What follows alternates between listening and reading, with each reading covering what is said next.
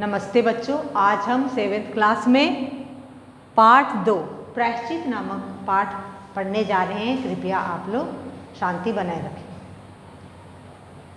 तो इस पाठ के लेखक कौन हैं? इस पाठ के लेखक भगवती चरण वर्मा हैं। तो इसका मैं परिचय देना चाहूँगी, आप लोग ध्यान से सुनिएगा। भगवती चरण वर्मा का जन्म उत्तर प्रदेश के उन्नाव जिले के सफीपुर नामक गांव में हुआ था। 5 वर्ष के अल्पायु में इसके पिताजी का देहांत हो गया। अतः बचपन से ही दुनियादारी का अनुभव हो गया। वे पढ़ने में बहुत ही तेज थे। प्रयाग विश्वविद्यालय से हिंदी साहित्य में BA और LLB किया। तत्पश्चात इन्होंने वकालत शुरू की। वर्मा जी कहानी, उपन्यास, नाटक, कविता, रूपक, संस्मरण, रेडियो और गीति नाट्य का विधान तथा सफलतापूर्वक इसमें उन्होंने अपनी लेखनी चलाई। उन्होंने विचार और उत्तरा मासिक पत्रिकाएं और नवजीवन और दैनिक पत्र का भी संपादन किया था। चित्रलेखा, भूली भिसरी चित्र, 2 बाके, राग, चिनगारी आदि इनके अत्यंत चर्चित कृतियाँ हैं। तो बच्चों, अभी मैं आप लोगों को इस पाठ का विषय प्रवेश बताना चाहूँगी, आप लोग ध्यान से सुनिएगा। प्रस्तुत कहानी प्रायश्चित में यहाँ ये कहानी अंधविश्वास पर आधारित है। यहाँ लेखक ने बताया है कि किस प्रकार पुरोहित वर्ग भोले भाले जनता की श्रद्धा और उनका अज्ञान का लाभ उठाकर ठगते हैं। इस कहानी में बिल्ली की हत्या हो जाती है तो पंडित परम सुख चौबे ने कुंभी पाक नरक का डर दिखाकर लोगों से कैसे मनमाना धन ऐंठने के लिए षड्यंत्र रचते हैं। तो ये यहाँ पर समाप्त होता है। अभी हम पाठ के आधार पर आपको समझाएंगे, तो ध्यान से सुनिएगा। अगर कबरी बिल्ली घर पर किसी से प्यार करती थी तो रामू की बहू से, और रामू की बहू घर भर में किसी से घृणा करती थी तो कबरी बिल्ली से। रामू की बहू को 2 महीना हुआ मैके से प्रथम बार ससुराल आई थी। पति की प्यारी और सास की दुलारी 14 वर्ष की बालिका भंडार घर की चाबी उसकी करधनी में लटकने लगी। नौकरों पर उसका हुक्म चलने लगा और रामू की माँ सब घर का काम छोड़कर बस पूजा पाठ में लग गई। तो इस पाठ में एक रामू नाम का व्यक्ति होता है और वह एक बिल्ली पाल रखा है। उस बिल्ली का नाम कबरी बिल्ली था और वह बिल्ली हमेशा घर की बनी हुई चीज़ों को खा जाती थी। और रामू की एक बहू आई ससुराल में और उसका 2 महीना हो रहा है। जब रामू की बहू आई ससुराल में तो सासू माँ ने उसे पूरा घर को चलाने के लिए उन्हें सौंप दिया। अब रामू की बहू नौकरों पर भी हुक्म चलाने लगी। ये रामू की बहू उम्र में बहुत ही छोटी थी। कभी भंडार घर को खुला छोड़ देती थी तो कभी भंडार घर में बैठे बैठे सो जाती थी। तब कबरी बिल्ली इसका मौका उठाकर घर की बनी हुई वस्तु को खा जाती थी। रामू की बहू इससे बहुत ही परेशान हो गई। रामू की बहू हांडी में घी रखते रखते भी उसे नींद आ जाती थी और बचा हुआ जो घी रहता था वो कबरी के पेट में चला जाता था। और कभी रामू की बहू दूध ढककर मिश्रानी को जींस देने जाती थी। यहाँ पर जींस में कोई भी वस्तु देने बाहर जाती थी तब तक दूध नदारत हो जाता था, बिल्ली बिल्कुल खा के भाग जाती थी। इस बात से रामू की बहू को कुछ भी अच्छा नहीं लगा।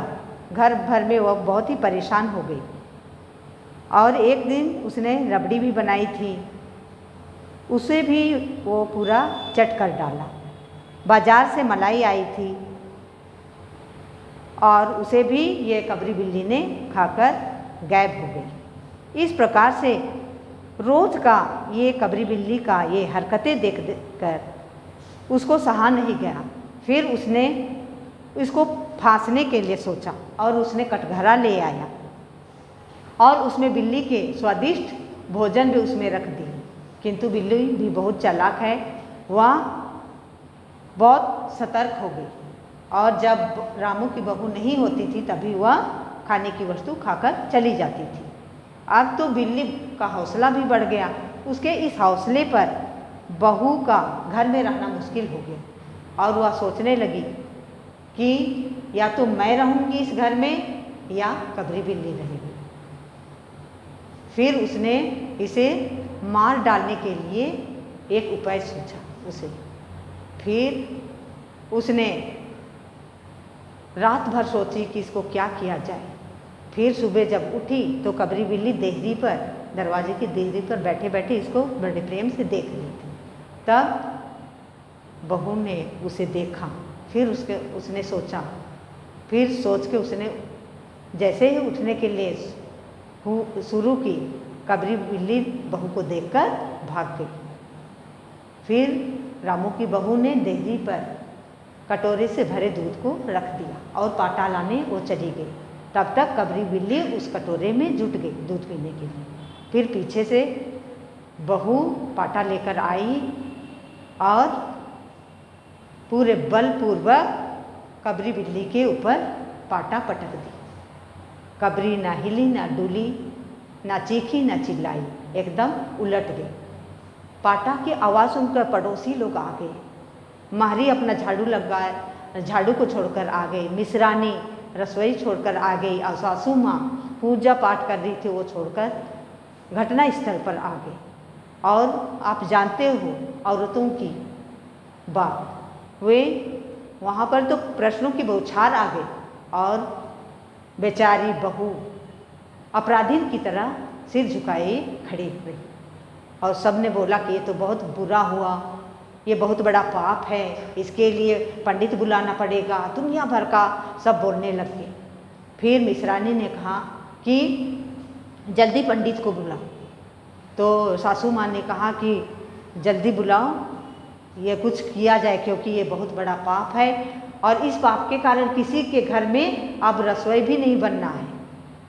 और सब बोल रहे हैं हाँ हम भी नहीं बनाएंगे, जब तक बहू के सिर से ये पाप नहीं उतरेगा तब तक किसी के घर में रसोई नहीं बनाया जाएगा।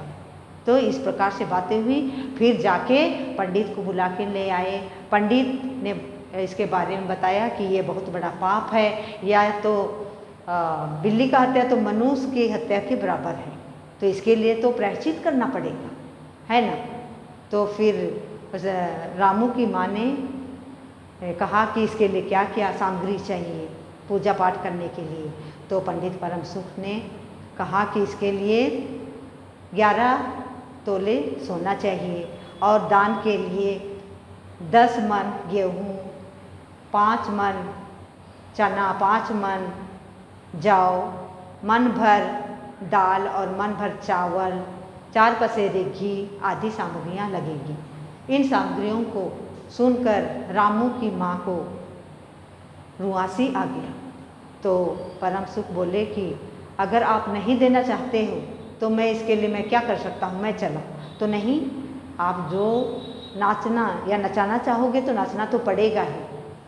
फिर इस प्रकार से जब रामू की माँ उसे बिल्ली बनवाने के लिए 11 तोले सोने दिया तो पंडित परम सुख बिल्ली बनवाने के लिए चले गए। और जैसे ही वो बिल्ली बनवाकर पूजा पाठ करने के लिए बैठ ही रहे थे और सामान कैसे सजाए हैं, ये सही है कि ये गलत है, इसको देख ही रहे थे कि माहरी अचानक हाँफते हाँफते दौड़ते दौड़ते आई और घबरा कर वो बोलने लगी कि माँ जी, बिल्ली तो उठकर भाग गई है। तब पंडित सुख इस बात को सुनकर चुपचाप बिना कहे वो उठ के चले गए, क्योंकि यहाँ पर बिल्ली मरी नहीं थी, वो जीवित थी। उसको यूं ही मरा हुआ घोषित कर दिए और उसके बदले में पंडित जी ये धन ऐंठने के लिए क्या क्या तरकीब सोचा है ना। तो हमें ऐसा नहीं करना चाहिए, क्योंकि ये सब अंधविश्वास है। ये दुनिया में बहुत अंधविश्वास बहुत ही चल रहा है, जिस पर लोग विश्वास करते हैं, और जितना आप विश्वास करोगे उतना ही असफल रहोगे। इसलिए हमारे दिल में जो भी अंधविश्वास है उसको निकाल देना चाहिए और अच्छी तरह से हमें अच्छे विश्वास के साथ जीवन जीना चाहिए, तभी हम जीवन में सफलता प्राप्त करेंगे। तो बच्चों, आप लोग को ये समझ में आ गया होगा ये कहानी। तो यहाँ पर कठिन शब्द दिया गया है, तो उसका मैं आप लोगों को अर्थ बताने जा रही हूँ, आप लोग ध्यान से सुनिएगा। घृणा मीन्स नफरत, नदारत मीन्स गायब, दुश्वार मीन्स मुश्किल, सतर्क मीन्स सावधान, अखरना मीन्स बुरा लगना, प्रबंध मीन्स इंतजाम, निगाह मीन्स दृष्टि, पाटा मीन्स पत्थर या काठ का बड़ा टुकड़ा, चंपत मीन्स भाग जाना, किफ़ायत मीन्स कंजूसी, विधान मीन्स व्यवस्था या प्रबंध, जिन्स मीन्स कोई वस्तु। तो बच्चों, आप लोग को ये वीडियो फिर से देखना है और समझना है। धन्यवाद।